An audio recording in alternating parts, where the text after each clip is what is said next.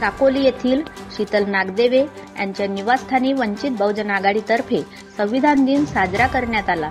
कार्यक्रमाच्या अध्यक्षस्थानी वंचित बहुजन आघाडीचे जिल्हा संघटक डीजी रंगारी होते, तर प्रमुख अतिथी म्हणून वक्ते साहित्यिक जितेंद्र मेश्राम, साकोली तालुका महिला अध्यक्ष शीतल नागदेवे, तर सरिता बोडोले, रत्ना खंडारे, मनीषा खोब्रागडे यांच्या उपस्थितीत संपन्न झाला।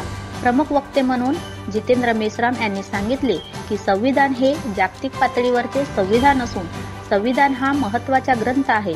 या संविधानातून सर्वांना त्यांचे अधिकार देण्यात आले आहेत। मोठ्या परिश्रमाने लिहिले आहे ते संविधान टिकवणे आपले कर्तव्य आहे। तर जिल्हा संघटक डीजी रंगारी यांनी सांगितले की संविधान ही आत्मा आहे, संविधान आपला ग्रंथ आहे, संविधानामुळे आपला विकास झालेला आहे। वंचित घटकांचा व इतर सर्वांचा जर विकास झालेला असेल त्या संविधानामुळे झालेला आहे। आपला देश जर एक संघ असेल तर संविधानामुळे आहे। सर्वांनी संविधान वाचणे व अधिकार समजून घेणे ही काळाची गरज आहे। याकडे सर्व नागरिकांनी लक्ष देणे गरजेचे आहे असे मत मांडले। तर शीतल नागदेवे यांनी सांगितले की 2 वर्ष 11 महिने 18 दिवस अहोरात्र चंदनासारखं झिजून आपल्या देशाला संविधान बहाल करून सर्वांना समानतेचा अधिकार दिला आहे।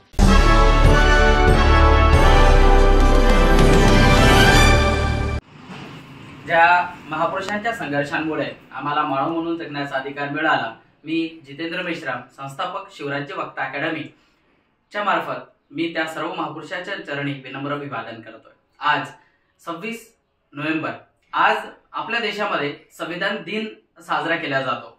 ऍक्च्युअल संविधान दिन हा 26 जानेवारी या दिवशी असावा, कारण त्या दिवशी तो प्रामुख्याने अंगीकृत केला गेलेला, आज अर्पण केला गेलेला होता, लिहून पूर्ण झालेला होता।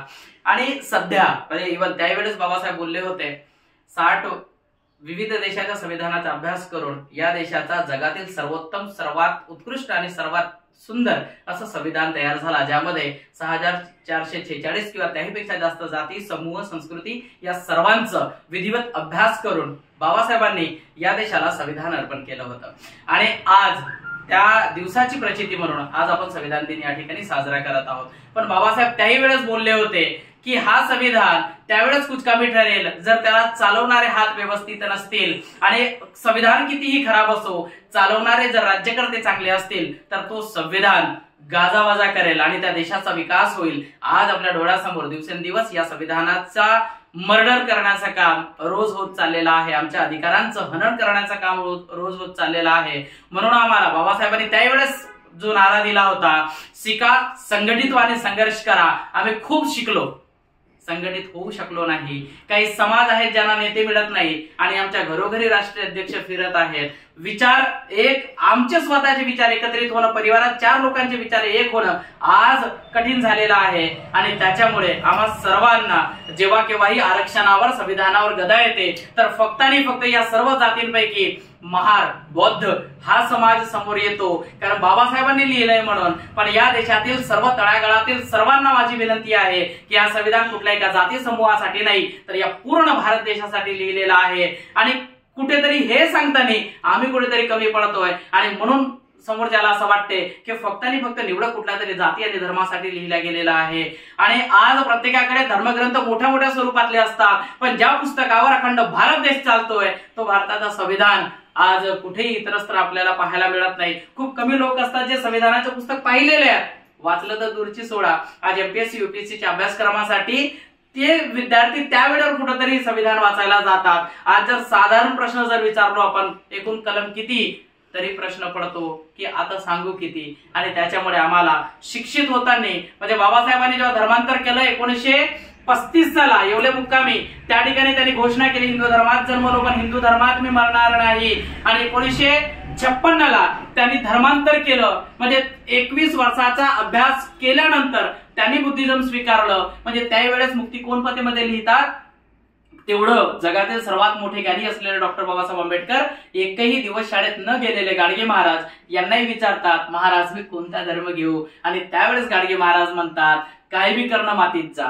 म्हणण्याचा तात्पर्य की शैक्षणिक शिक्षणाची पात्रता कुठे आहे आणि सामाजिक शिक्षणाची पात्रता कुठे आहे, या दोन्ही बाबतीमध्ये बाबासाहेबांचं व्यक्तित्व जगावेगळं होतं। आणि म्हणून मग त्यांनी ज्या प्रकारे गाडगे महाराज म्हणले, अरे इथे जन्मालेला काय बी करणं मातीत जा, म्हणजे इथे जन्मलेला असा, म्हणजे या ठिकाणी जर झाड लावलं सर्वांना सारखं ऑक्सिजन देईल, सारखी छाया देईल, सारखे फळ देईल, सारखे फुलं देईल, त्या प्रकारे सर्वांना समानता देईल, अशा प्रकारचा कुठला तरी धर्म घे. म्हणून बाबासाहेबांनी म्हणजे 1956ला आम्हाला बौद्ध धर्माची दीक्षा दिली.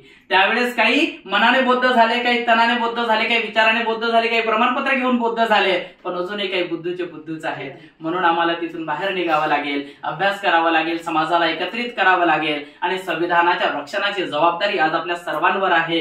ती वाटून या देशातला प्रत्येक नागरिक, म्हणजे ओबीसींना आरक्षण मिळावं किंवा ओबीसींची जातीनिहाय जनगणना व्हावी, यासाठी बौद्ध समाज रस्त्यावर उतरत आहे. आणि ओबीसी समाज अजूनही गफलतीत आहे, त्याला अजूनही वाटते आम्ही सुरक्षित आहोत. अरे जेव्हा केव्हा त्यांनी ही चातुर्वर्ण व्यवस्था जर डोळ्यासमोर ठेवली, स्वतःला प्रश्न विचारला, आम्ही कोण? ब्राह्मण नाही. आम्ही कोण? क्षत्रिय नाही. आम्ही कोण? वैश्य नाही. मग तुम्ही कोण? चातुर्वर्ण व्यवस्थेत हे 4च वर्ण सांगितले होते. ओबीसी समाज स्वतःला शूद्र मानायला तयार नाही आणि इथंच कुठेतरी पाणी मुरताय. म्हणून आजच्या दिवशी मी सर्वांना सांगू इच्छितो, ज्या संविधानावर अखंड देश चालतोय त्याला कुठल्याही जाती धर्मासाठी समजू नका. बाबासाहेबांनी लिहित असताना आधी 340 म्हणजे आधी ओबीसींसाठी लिहिलं आणि नंतर एससी आणि एसटी साठी लिहिलं. हा खूप मोठं त्याग बलिदान. हिंदू कोडविलांसाठी बाबासाहेबांनी राजीनामा दिला पदाचा.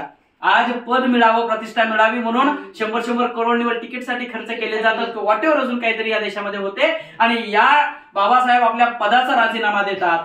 तोही आम्ही अभ्यास करायला पाहिजे की बाबासाहेब संविधान सभेत गेले कसे, किती मोठा संघर्ष होता, कुठून कुठून त्यांची सीट पाडण्यात आली, कुठून कुठून त्यांचा विरोध केला गेला आणि बांगलादेशामधून निवडून आले. आल्यानंतर मग भारत आणि बांगलादेश दोन्ही वेगवेगळे झाले. त्यावेळेस पाकिस्तान 1, पाकिस्तान 2. मग अशा वेळेस बाबासाहेबांना बांगलादेशाचं संविधान लिहायचं नव्हतं. मग जेव्हा भारतातून निवडणूक झाली आणि मग कुठेतरी भारताच्या या संविधान सभेमध्ये बाबासाहेबांनी किती संघर्षाने प्रवेश घेतला, काय काय हालअपेष्टा केले. 60 देशाचा संविधानाचा अभ्यास करून या देशाचं संविधान निर्माण करणं साधी सोपी गोष्ट नाही. एवढं मोठं त्याग बलिदान संघर्ष केलं आणि 2 वर्ष 11 महिने 18 दिवसात या देशाचा संविधान तयार झाला. आणि या देशातील म्हणजे ज्या देशात मुंगीला साखर टाकणं धर्म आहे, कुत्र्याला भाकर टाकणं धर्म आहे, पण माणसाचा स्पर्श माणसाला चालत नव्हता. अरे ज्या ठिकाणी कुत्रे मांजरे आंघोळ करत होते त्या ठिकाणचा पाणी प्यायची आम्हाला मुभा नव्हती. या देशात आम्हाला माणूस म्हणून जगण्याचा अधिकार या संविधानानं आम्हाला दिलं. आणि म्हणून आम्ही प्रत्येक नागरिकाने, म्हणजे बाबासाहेबांना जेव्हा विचारलं तुम्ही आता बौद्ध झालेत, तुमची ओळख काय, तेव्हा बाबासाहेब बोलले की माझी ओळख, मी प्रथमता आणि अंतिमता भारतीय आहे, भारतीय ही माझी ओळख आहे. म्हणून या देशातील प्रत्येकाने हिंदू, बौद्ध, मुस्लिम वगैरे होण्यापेक्षा भारतीय व्हा असा उद्देश, असा इशारा या देशाचं संविधान करतंय. आजच्या दिवशी प्रत्येक नागरिकांनी स्वतःची जबाबदारी, स्वतःचे मौलिक अधिकार, स्वतःचे कर्तव्य समजून या देशात माणुसकी प्रस्थापित होण्यासाठी, कारण सध्याचा काळ विचित्र चाललेला आहे. माणसांच्या गर्दीत माणूस शोधतो मी. झाला एका ठिकाणी अपघात, फोटो काढणाऱ्यांचे हात 1000 होते, व्हिडिओ काढणाऱ्यांचे हात 1000 होते, मदतीचा हात देणारा हात शोधतो मी माणसांच्या. मी डी जी रंगारे, जिल्हा संघटक वंचित बहुजन आघाडी भंडारा. आज 26 नोव्हेंबर संविधान दिन. शीतल नागवे यांच्या निवासस्थानी या संविधान दिनाचे औचित्य साधून वंचित बहुजन आघाडीतर्फे एक सभेचे आयोजन करण्यात आलेले आहे. आज संविधान दिन आहे. बाबासाहेबांनी जे वंचितातील वंचित घटक आहेत, ज्यांना जगामध्ये मान नाही आहे, सन्मान नाही आहे, देशामध्ये सन्मान नाही आहे, अशांना सन्मान मिळावा, त्यांच्या प्रशासनामध्ये भागीदारी मिळावी, त्यांचा जीवनमान उंचावावं, या दृष्टिकोनातून भारतीय राज्यघटनेमध्ये SC, ST, OBC, मायनॉरिटी आणि सर्वांना या ठिकाणी अधिकार दिलेले आहेत. की संविधानाच्या माध्यमातून आपल्याला अधिकार मिळालेले आहेत ना, त्या अधिकाराच्या माध्यमातून आज साधी स्त्री सुद्धा राज्यघटनेच्या माध्यमातून या देशाची राष्ट्रपती बनली, पंतप्रधान बनली आणि मोठ्या मोठ्या हुद्द्यावर जाऊन आज वंचित घटक सुद्धा, आज आदिवासी समाजाची सुद्धा एक राष्ट्रपती पदावर आहे. संविधानाचा सन्मान आहे. आणि म्हणून संविधानानं जे काही आपल्याला अधिकार बहाल केलेले आहेत, परंतु वास्तविकता पाहता या संविधानाची ज्या प्रमाणात अंमलबजावणी व्हायला पाहिजे ते होताना आपल्याला दिसत नाही. आणि म्हणून यासाठी आपल्याला संविधानाचे जे अधिकार आहेत ते अधिकार समजून देण्याची जबाबदारी आपल्या सर्व सुशिक्षित लोकांवर अवलंबून आहे. आणि म्हणून बाबासाहेबांनी म्हटलं की संविधान कितीही चांगली असली पण चालवणारे जर चांगले नसतील ते संविधान कुचकामी ठरू शकते. आपण कोणत्या मार्गाने जातो त्यापेक्षा कसे समोर जातो त्यापेक्षा कोणत्या मार्गाने जातो, आपला प्रगतीचा मार्ग कोणता आहे हे बाबासाहेबांनी आपल्याला सांगितलेलं आहे. महात्मा फुलेने सांगितलंय, जिच्या हाती शिक्षणाची दोरी ती जगाला उद्धारी, अशा स्त्री बाबतीत त्यांनी सांगितलेलं आहे. आणि म्हणून आपल्याला शिका संघटनेवर संघर्ष करा हा बाबासाहेबांनी आपल्याला नारा दिलेला आहे. आणि म्हणून आज जगामध्ये जर भारत देशाची संविधान हे जगामध्ये फार किमतीवान आहे, जगामध्ये अतिशय सुंदर आहे. जर या संविधानाप्रमाणे जर देश चाललं तर आपला देश भारत देशात सोनेची चिडी व्हायला वेळ लागणार नाही. आणि म्हणून अमेरिकेने जे संशोधन केलं कोलंबिया विद्यापीठामध्ये 100 लोकांमध्ये या देशातील कोण गुणवान आहे तर त्यामध्ये सांगितलेलं आहे की डॉक्टर बाबासाहेब आंबेडकर हे नंबर 1 वर होते. आणि म्हणून सिम्बॉल ऑफ द नॉलेज म्हणजे शिक्षणाचे प्रतीक तर बाबासाहेबांनी त्याने एक स्टॅच्यू बनवलेला कोलंबिया विद्यापीठात. एवढे विद्वान गृहस्थ ज्यांनी तळागाळातील लोकांना अधिकार आपल्या राज्यघटनेच्या माध्यमातून त्यांनी दिलेला आहे. आणि म्हणून तो संविधानचा सन्मान करणं, संविधान वाचणं, संविधान घरोघरी पोहोचवणं हे सर्व कार्यकर्त्यांचं गरज आहे. सर्वांना SC ST OBC यांना मी आव्हान करू इच्छितो की संविधान हे आपण प्रत्येकाने वाचलं पाहिजे, त्याचा प्रबोधन केला पाहिजे, त्याचा प्रचार आणि प्रसार केला पाहिजे, जेणेकरून संविधानाचा मान सन्मान जगात वाढेल. आणि त्या संविधानाच्या भरोश्यावर जे काही अधिकार आपल्याला बहाल केलेले आहेत ते अधिकार आपल्याला कसं घेता येईल, वेळ प्रसंगी आंदोलन कसं करता येईल या दृष्टिकोनातून सर्वांनी प्रयत्न करावे अशी मी विनंती करतो. आणि संविधान दिनाच्या सर्व जनतेला शुभेच्छा देऊन मी माझे 2 शब्द समाप्त करतो. जय भीम, जय संविधान. सर्वप्रथम सर्वांना जय भीम. मी शीतल नागदेवे, महिला तालुका अध्यक्ष साकोली. आज 26 नोव्हेंबर संविधान दिनानिमित्त सर्व जनतेला हार्दिक शुभेच्छा. लेखणी तर सगळ्यांच्याच हातात होती, लेखणी तर सगळ्यांच्याच हातात होती, ताकद तर सर्वांच्याच मनगटात होती, ताकद तर सर्वांच्याच मनगटात होती. पण राज्यघटना लिहिण्याची क्षमता ही फक्त माझ्या बाबासाहेबाच्या रक्तामध्येच होती. संविधान आज ज्या संविधानावर आज पूर्ण भारत देश आपला चालत आहे त्या संविधान दिवस म्हणजे एक गौरवशाली दिवस, एक सोनेरी किरण म्हणून ओळखला जाणारा आज हा संविधान दिवस. ज्या संविधानामुळे आज सर्वांना समानतेचा अधिकार मिळालेला आहे, समता न्याय बंधुत्व धर्मनिरपेक्ष त्याच्यावर चालणारा संविधान. आज त्या संविधानामुळे सर्व गरीब असो की श्रीमंत असो, लहान असो की मोठा असो, सगळ्यांना समानतेचा अधिकार देणारा एकमेव हा एक संविधान. ज्या संविधानामुळे आज आपल्याला मतदानाचा अधिकार मिळालेला आहे, समानतेचा अधिकार मिळालेला आहे. सर्वात महान ग्रंथ म्हणायला काही हरकत नाही ते म्हणजे एक संविधान.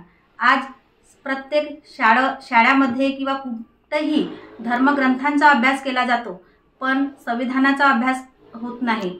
तोच संविधान जर सर्वांना शिकवला गेला तर आज सगळ्यांना न्याय समता बंधुत्वाचा अर्थ कळेल. आज महिला असो की पुरुष कुठल्याही क्षेत्रामध्ये मागे नाही. महिला आज भारताची राष्ट्रपती सुद्धा ही एक महिला भारताच्या संविधानामुळेच झालेली आहे. आज कुठलेही शिक्षण घ्यायलाही किंवा कुठलेही काम करायचं जरी ठरविलं तरी पण ते संविधानाच्या नियमानुसारच करावे लागते. एवढं बोलून मी जय भीम जय संविधान. सर्व भारतीयांना आज संविधान दिनाच्या, संविधान अर्पण दिनाच्या मी सर्वांना शुभेच्छा देतोय. ज्या पुस्तकावर आज पूर्ण भारत चालतोय, ज्या ठिकाणातल्या कलमा मानवमुक्तीसाठी, मानवाला स्वातंत्र्य बंधुता, न्याय आणि समानतेचा अधिकार देणारे आहेत। जगातील सर्वोत्तम असं संविधान की ज्याला 2 वर्ष 11 महिने आणि 18 दिवसात अथक परिश्रम करून 60 विविध देशाच्या संविधानाचा अभ्यास करून भारताला अर्पण केलंय आणि ज्याच्यामुळे विविध जाती, विविध संस्कार, विविध संस्कृती या देशात गुण्यागोविंदाने नांदत आहेत। असा संविधान भारताला अर्पण करण्यासाठी मी विश्ववंदनीय डॉक्टर बाबासाहेब आंबेडकर यांचं कोटी कोटी अभिवादन करतोय, मी आभार मानतोय। आणि समस्त जनतेला हा संविधान कुठल्या एका जाती समूहासाठी नाही, तर हा संविधान भारताच्या सर्वच जाती समूहांसाठी आणि या भारताच्या विकासासाठी, विश्वतेसाठी, विद्वत्तेसाठी एक खूप मोठं धर्म म्हणजे या देशाचा धर्मग्रंथ आहे असं मी नमूद करतोय। आणि सर्व भारतीयांना आज संविधान दिनाच्या मी शुभेच्छा देतोय। धन्यवाद।